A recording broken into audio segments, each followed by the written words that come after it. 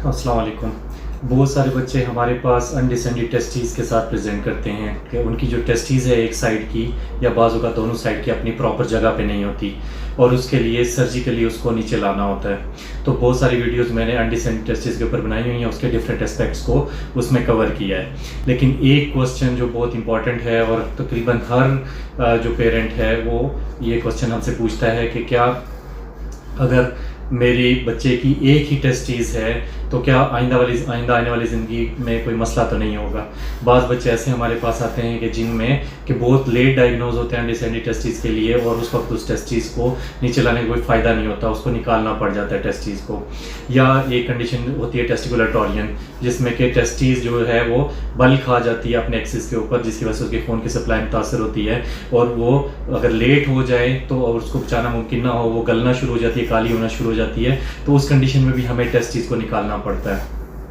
और बहुत सारे हमें मैसेजेस आ रहे होते हैं कि बहुत सारे पेशेंट बहुत लेट डायग्नोज हो जाते हैं, कोई 18 साल में, 20 साल में, 13 साल में, प्यूबर्टल एज से बलूगत की उम्र के बाद वो डायग्नोज हो रहे होते हैं और वो मैसेज कर रहे होते हैं कि जी हमारा एक टेस्टीज़ है।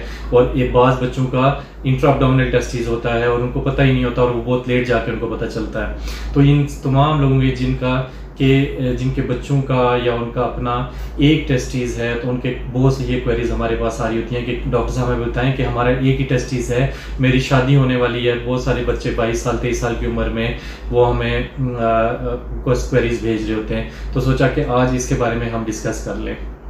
तो किसी भी वजह से या एक टेस्टीज़ पैदाइशी तौर पे बनी ही नहीं या लेट डायग्नोज हुई जिसकी वजह से उसको बचाना या उसकी सर्जिकल करेक्शन करना मुमकिन नहीं रहा, उसको निकालना पड़ गया, ट्रॉमा की वजह से वो निकल गई, या टेस्टिकुलर टॉरियन की वजह से एक टेस्टीज़ ज़ाया हो गई और उसको निकालना पड़ा, तो क्या एक टेस्टीज़ के साथ बच्चे का आने वाली लाइफ में उसकी शादी वाली ज़िंदगी पे कोई असर तो नहीं पड़ेगा, उसकी औलाद हो सकती है या नहीं।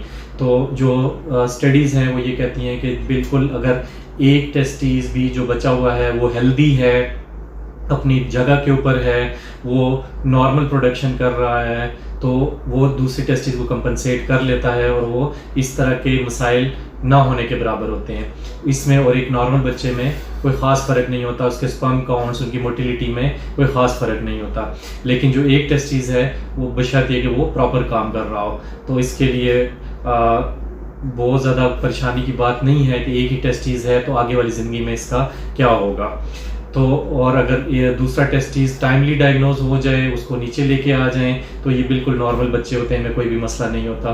तो ये वो कुछ चीज़ें हैं कि अनडिसेंडेड टेस्टीज़ को लाजमी तौर पे टाइमली डायग्नोसिस हो जाए उसकी, और 12 महीने के अंदर अंदर उसकी सर्जिकल करेक्शन हो जाए अगर वो अपनी जगह पे नहीं पहुंचा। तो इन चीज़ों का बहुत ज़्यादा ख्याल रखना चाहिए। तो उम्मीद है कि ये क्वेरी कि सिंगल टेस्टीज़ के साथ फर्टिलिटी पोटेंशियल क्या होगा आने वाली ज़िंदगी में, ये क्वेरी इस वीडियो के थ्रू इंशाल्लाह आपकी हल हो गई होगी।